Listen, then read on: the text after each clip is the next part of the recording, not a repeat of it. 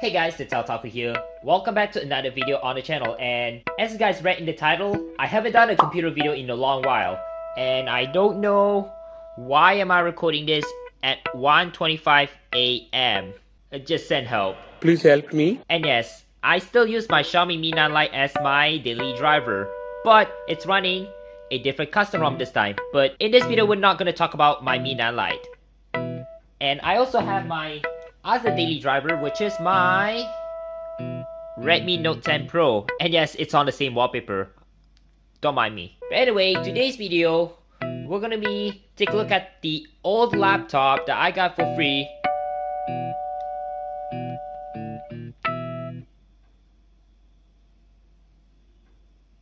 And I restored it for no reason.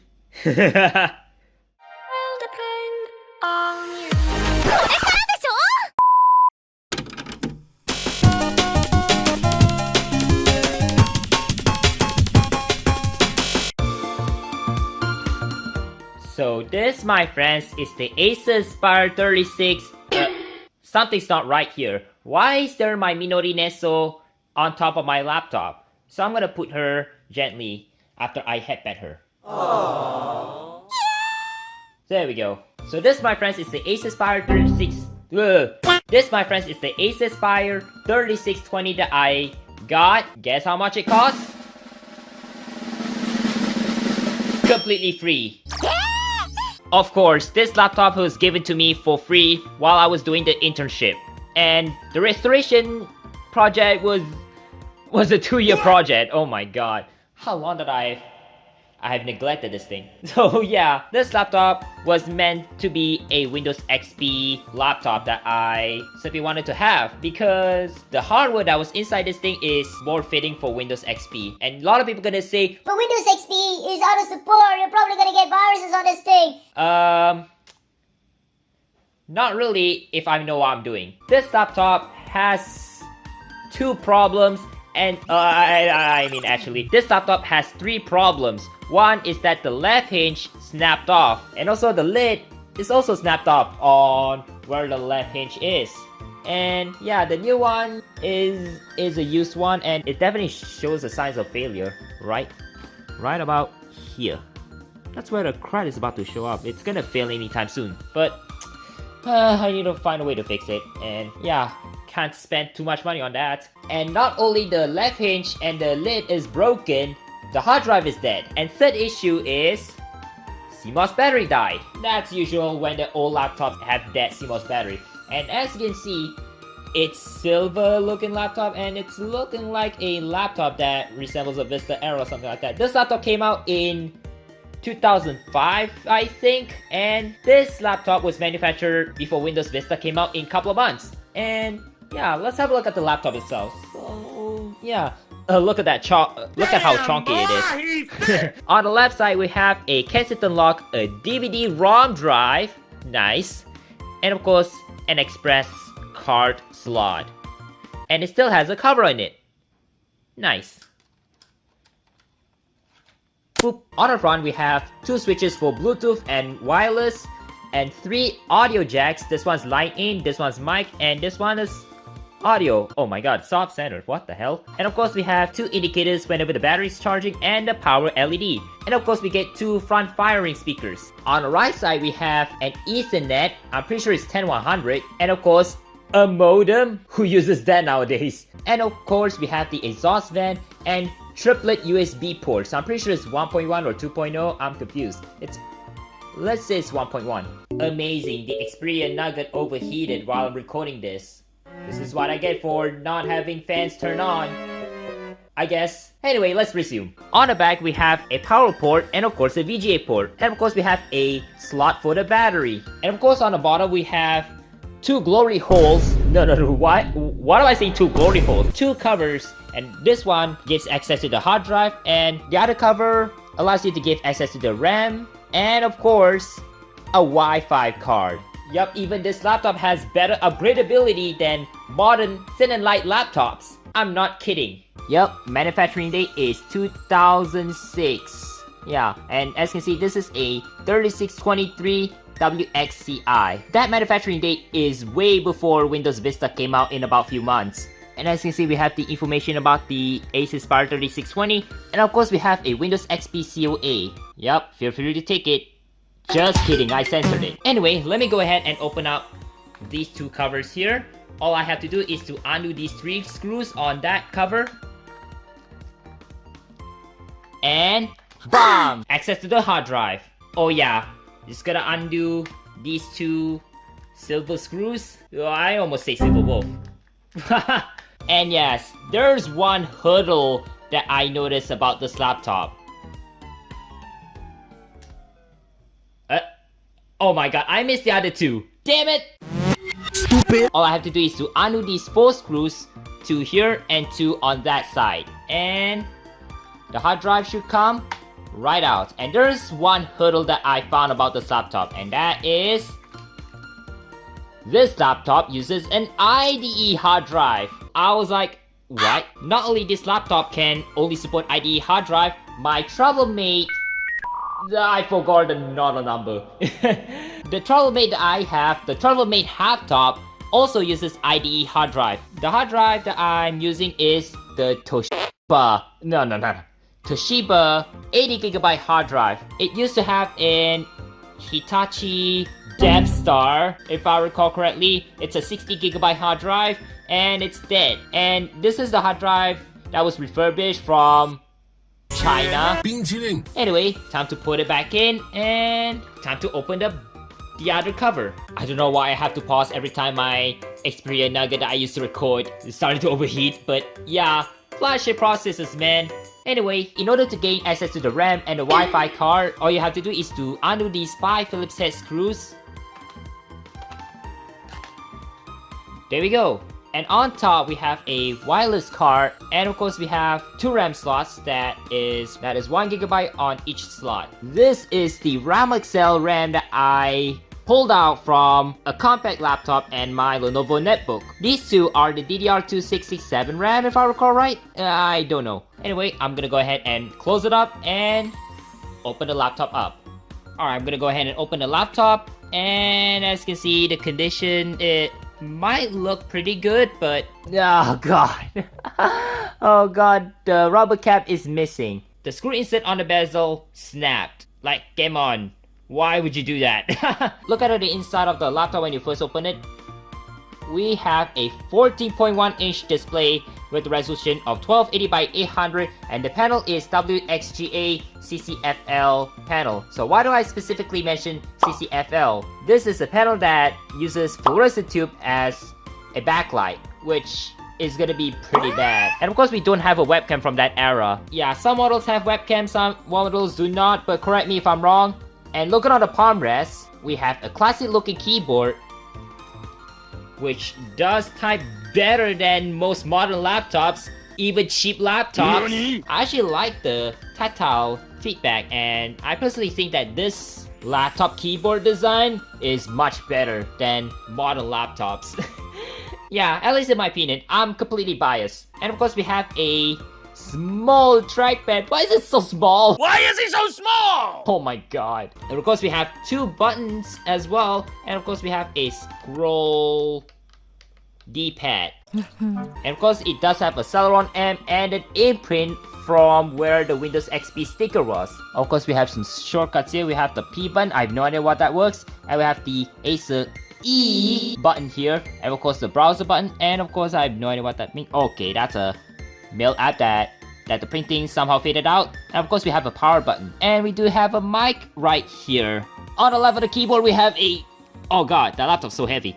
We have a caps lock, a num lock, and of course the hard drive indicator. And as you see, the condition of the keyboard is pretty shiny. It does show signs of wear on it, but at least the typeface is not wearing out, so that's actually good. Let me go ahead and power this laptop up, and so I'm gonna go ahead and plug this laptop using my old Martech, the Martech power adapter that was, I mean, it's about almost 2 decades old. I probably forgot. This is the third-party adapter that I used on my first laptop, which is also happened to be Acer. Old times. So I'm gonna go ahead and plug it in, and it should immediately power it on.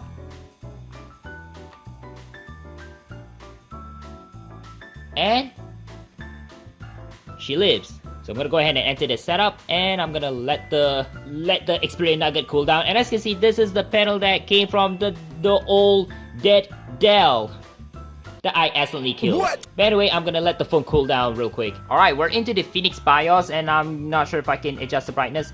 I can! So as you can see, this laptop has a Intel Celeron M processor, more like celery, yuck! At 1.5 GHz, I'm not sure it's single core, and of course it's a Toshiba hard drive. And of course we have Hitachi LG drive, and the BIOS version is 1.01, and of course we have the 3620 model right here. So as you can see, because the BIOS battery is dead, the time has been reset, and the date has been reset as well. The date has been reset to 2004, which is about 2 decades old. Oh my god. So let me go ahead and configure the BIOS setting here. After all, boot menu should be enabled because it's necessary. Power on display, I'm not sure if I want that. Network book, I don't need that. Disk to disk recovery, I don't even need that. VGA memory, I should leave it to default. And let me go ahead and set the time and date. Alright, it's all set.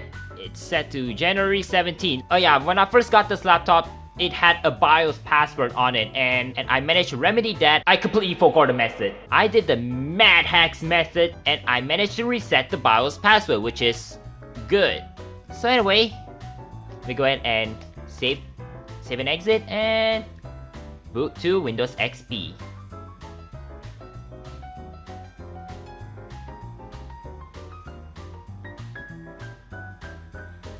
So let's see how long it boots. So the time is on the bottom right.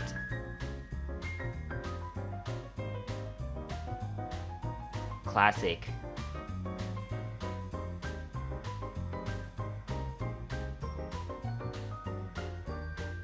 I'm gonna adjust the camera a little bit.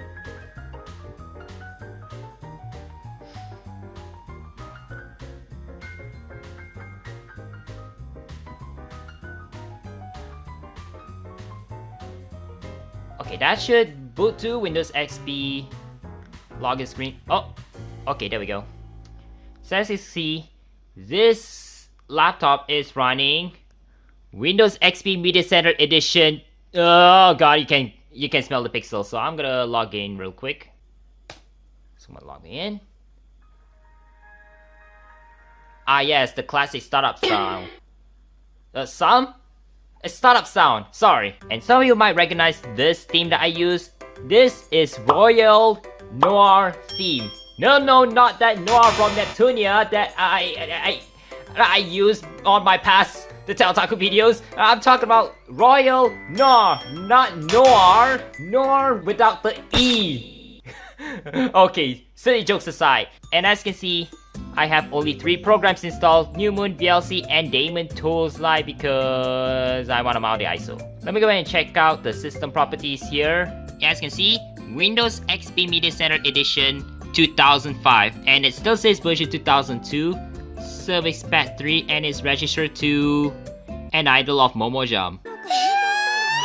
Okay, of course, the panel has some line to it. I'm not surprised. Celeron M 1.5 GHz and 2 gigs of RAM. Alright, so now let me talk about the programs I have installed on this Nugget laptop. So like I said earlier, I have New Moon installed, which is a 4th version of Pale Moon. And looking at all programs, and as you see, Windows Update is not there. It's replaced by Legacy Update. And I have 7-zip as well. Games, it's all pre-included except with those Plus Edition games that I install myself. And we have VLC. Okay, you guys can smell the pixel. God damn it. And we have Daemon Tools Lite, and of course Microsoft Plus. I do have Microsoft Plus here. To my surprise, despite only having an iGPU, it actually can have full Media Center animations right about here. So let me go ahead and open Media Center and see it for yourself. The animation is working flawlessly. And obviously, this is a Media Center 2005, and of course it slows down. What? Message of failure? I'm not surprised. I'm not using it anyway. I don't even message most people anyway, so I'm gonna go ahead and close Media Center. And I'm gonna go ahead and play some games.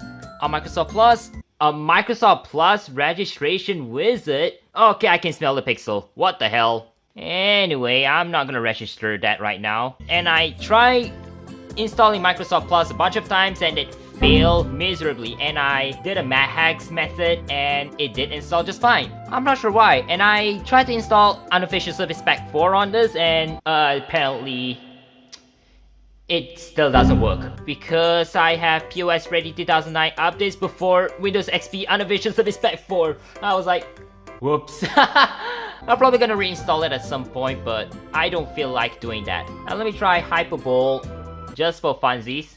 Okay, let me do classic. Don't mind me, this is such a goofy live play of Hyperbowl. Come on! What the? Yes, man! Strike! Yeah, I called it.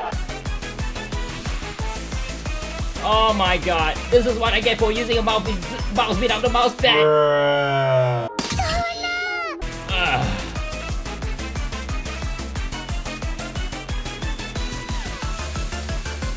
Spare is fine. It's fine. Alright, that's enough for Hyperbowl. Let me go ahead and try Labyrinth Plus Edition. You guys remember that stupid scuff gameplay of that on the Windows 7 Rarity Bell Edition virtual machine on the VMware VMs that I took a tour of since 6 years ago? Flashback. Playing this on a virtual machine is not a best idea though. The virtual machine is slow. Hello? End of flashback. Boy. I'm gonna go ahead and do a stupid live play of Labyrinth Plus Edition. Arcade. Let's go. Easy does it. Let me grab the ball real slow. Oh my god. It seems to run better at lower resolution than on the highest settings. Whoa! Oh my god, I fell in the hole! The glory hole! Oh my god, I fell into the glory hole. Okay, let's just skip this center ball. Extra ball! Let's go! Holy balls! Oh god, I have to be super careful. Oh my god! God mode? Kind of. I fell into the glory hole again. I don't know why I say glory hole. New record. It's okay. So yeah, I hope you guys enjoy my goofy live play. Anyway, I'm gonna go ahead and shut this machine down and wrap up the video. So anyway, that's gonna be a wrap up of the video showcasing the laptop that I restored for no reason. Anyway, I'd like to thank you all for watching. Be sure to like, share, subscribe, and hit the bell icon for more videos like this. Oh, come on, end program, really? Anyway, thanks for watching. Be sure to like, share, sub, and hit the bell icon for future uploads like this. Make sure you support me on both Ko-fi and Patreon at the links down below. And I'm gonna go ahead and close the laptop here. And finish off the video right here. Anyway, thank you all for watching and I'll see you guys in the next video. TheTechOtaku, signing out. Peace out.